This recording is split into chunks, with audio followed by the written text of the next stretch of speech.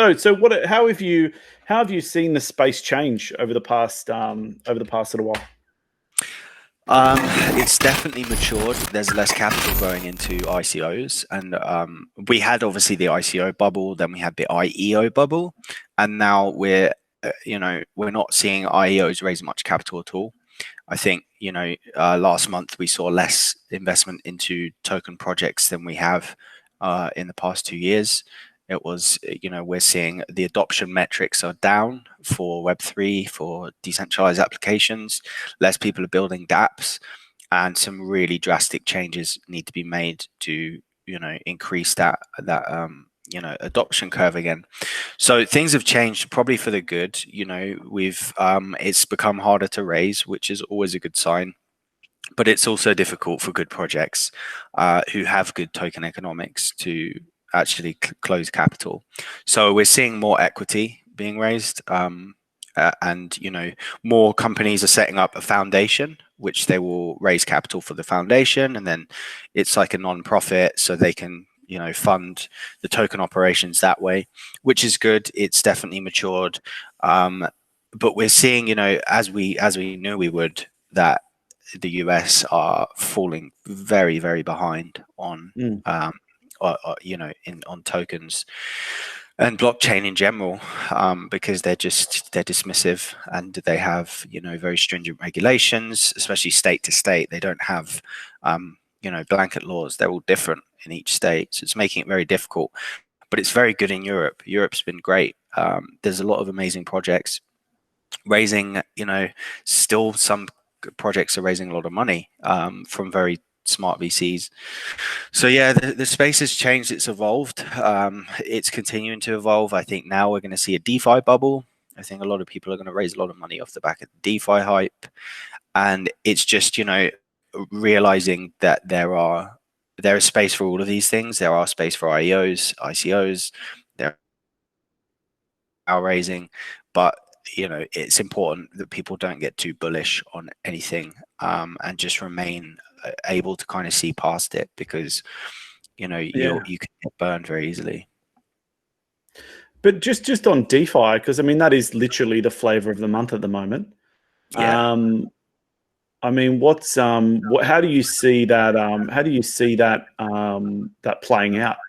The DeFi bubble. How do you see that sort of going? Is it because you think that there's going to be projects that maybe have not much, that it's going to be like 2017 and the subsequent IEO bubble, where you basically have just crappy projects that have no idea what they're doing, but they just, they talk a good story? Or is it more that there's, this is the things that are in my head, the reasons that it could be, or is it there's going to be too many chefs, too small a kitchen? Like, as in there's too many projects that will really be able to capitalize on the amount of available customers? Sure. I don't think we're going to see it like we did in the ICO bubble. It will never be that big. But what we'll see is there's this, pattern of behaviors, which I'm seeing again, which is like you'll see people on 4chan and you'll see people on Reddit shilling, a tiny small cap DeFi project that's only on Uniswap, and it has like a 200K market cap, and then it will do a 10x in a week because the FOMO is there again.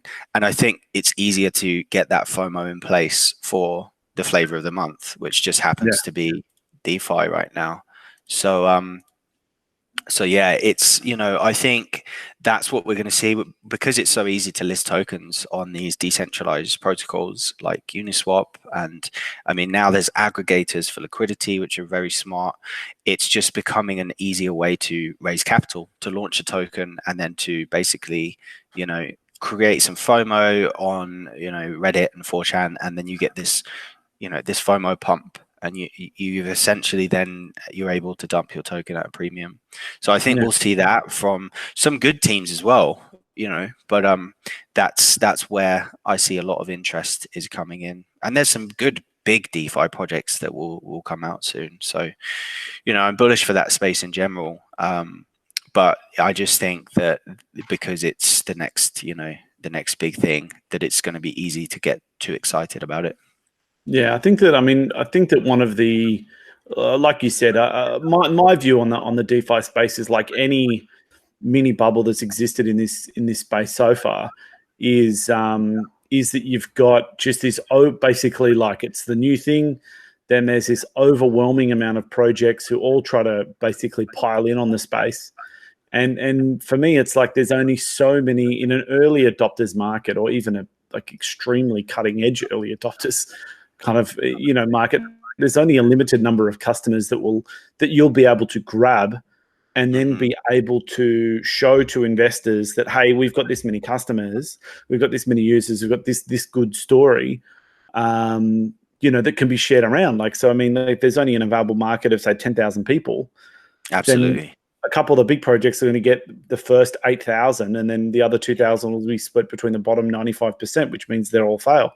Yeah, exactly. They're not going to have traction. They're not going to have, a positive user story, and they're not going to have anything like that. So, I mean, that would be my as someone who probably haven't done much work in the DeFi space, despite the fact that my background is finance. But I mean, that would be my sort of backseat driver sort of view of what's going to happen to the space. Absolutely. And at the moment, people are still building like layer 1 solutions for DeFi. They're all trying to build like the baseline protocols. But what we need to bring new users is layer 2 and layer 3. We need actual decentralized applications that make DeFi easier for people.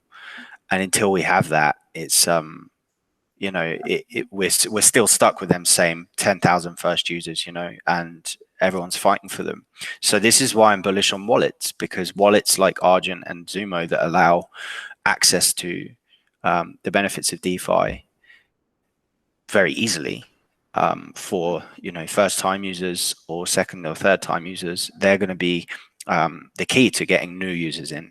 Do you know what's happened to all these projects now? The guys who have sort of put large amounts of money in, and then or have raised large amounts of money, are they still active, or are the projects still being built? What's happening there? Yeah, well, unfortunately for a lot of them, a lot of the big ones which raised 20-30 million, they didn't have good treasury management. So they were holding Bitcoin and Ethereum thinking it's going to go up forever, and it went down. Holding Bitcoin and Ethereum at 15,000 plus and 1,000 plus.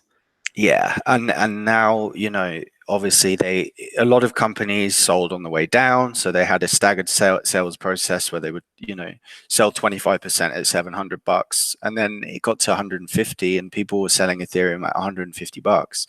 And if you think you raise 20-30 million and you have a roadmap and we're going to do this by then, that 30 million isn't 30 million unless it's in USD and you actually have a budget for it. And it's outrageous how many teams didn't have a budget or treasury management.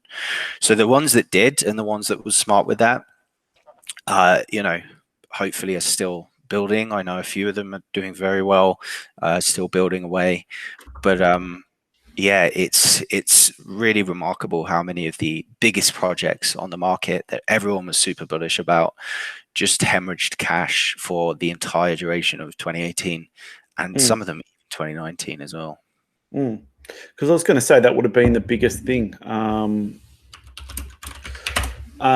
think that would have been the biggest thing as well. Would have been that just so many projects would have they would have raised on market highs and then not been liquid enough. They would not have been agile enough to really make a solid move. And I'd probably also say this is the other thing is there is a significant portion of the market who are like financially inexperienced. Like a lot of these dudes that were raising projects were 23-year-old kids who had a computer science degree from XYZ, but then had no real world business experience, no real, financial management experience.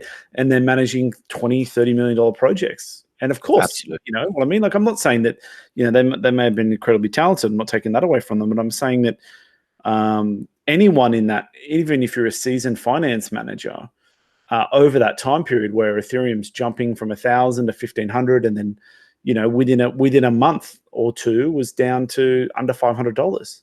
Absolutely. Yeah, it was with such a heavy technical space, you had a lot of very technical founders who don't know how to run a business, like you said, and it starts well for development, and that's how they get their, you know, POC out, and they show people, you know, oh, this is what I can build.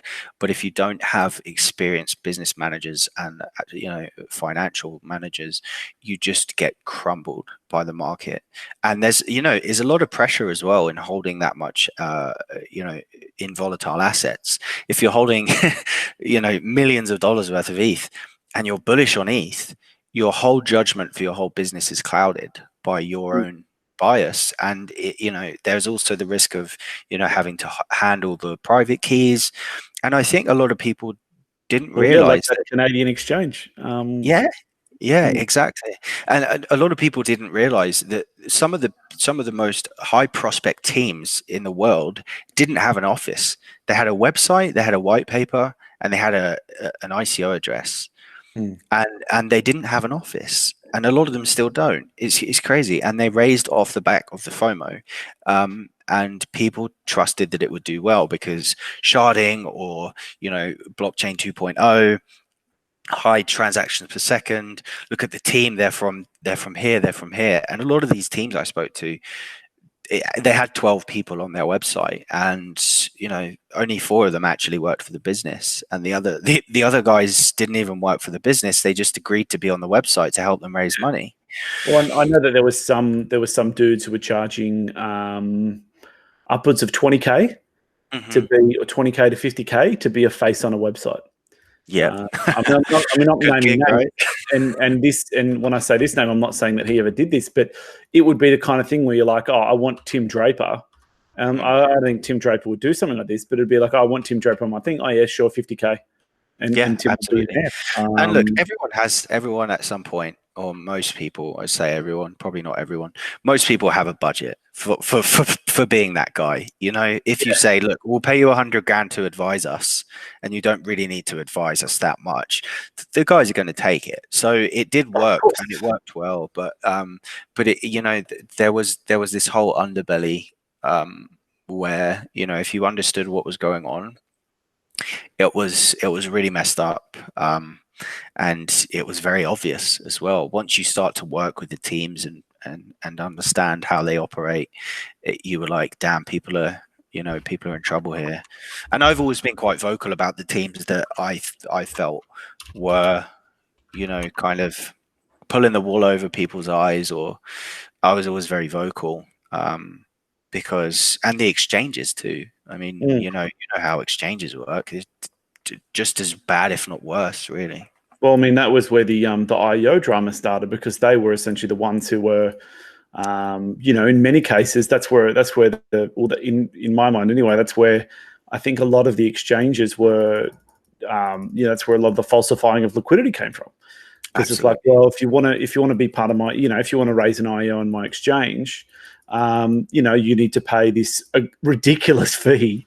But, you know, as you can see here, we've got volume of X, because up until that point, there was no reason why an exchange would ever need to falsify the amount of liquidity they were doing. It was essentially, it would have been just absolutely ridiculous for them to sort of, you know, falsify the amount that they were doing. So, yeah, in that same note, I mean, I think that's why the exchange is, yet again, like any business, still driven by money. They might talk about, you know, freeing us from, you know, our current financial overlords. But at the end of the day, I mean, the new ones. Well, I mean, like, you know, if Binance really believed that, they wouldn't charge $5 million to list your ICO. Indeed. So, I mean, like, you know, that's part of it. But, and I do think there's, you know, I mean, there's obviously a bit of the the Robin Hood style, like, you know, we're going to take it, you know, we're going to fight back against the financial markets there. But it's yeah, I think that one of the major reasons why we had such high incidence of frauds on the exchange space is simply because so many exchanges are competing for that IEO money. Absolutely, and they were trying to, you know, keep hold of that tailwind from the ICO bubble, because they realized that, hang on, if we do the ICOs on our, and I saw this coming, I saw the IEO thing coming, because one of the projects I was previously working with, you know, their whole kind of, selling point was, we're going to build a platform to list ICOs on that will be highly secure, very user friendly. I do remember that project. Yeah, didn't go to plan, but that was the idea, and then they had this big pivot, and I left the business and such. But that was before the IEO bubble, and I did see that happening because people see the safety and the security in the exchanges, especially the big ones. So they were able to carry that tailwind.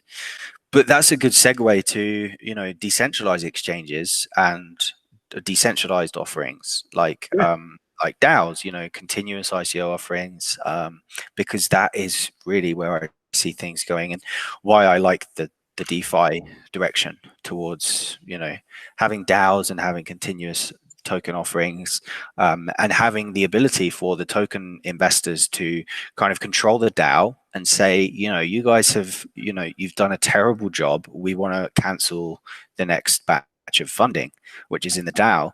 So that's a really smart way that we can kind of take back control in this funding process. Well, that's what Vitalik sort of originally said. I remember it was during 2000 and it was like early 2018, late 2017. He said we need a DICO, where basically you would have your funds would only be received in tranches, depending on performance of the project.